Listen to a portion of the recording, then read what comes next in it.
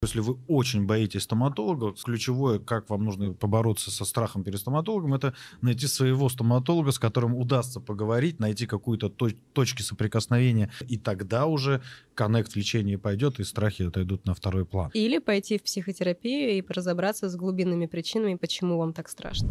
Что за этим стоит? Может быть, вы очень сильно боитесь боли, или очень сильно боитесь умереть, или, может быть, вы боитесь столкнуться с чем-то, с какими-то чувствами внутри, которые вы когда-то подавили. Может быть, боитесь столкнуться с прошлым опытом, может быть, вы боитесь властных фигур.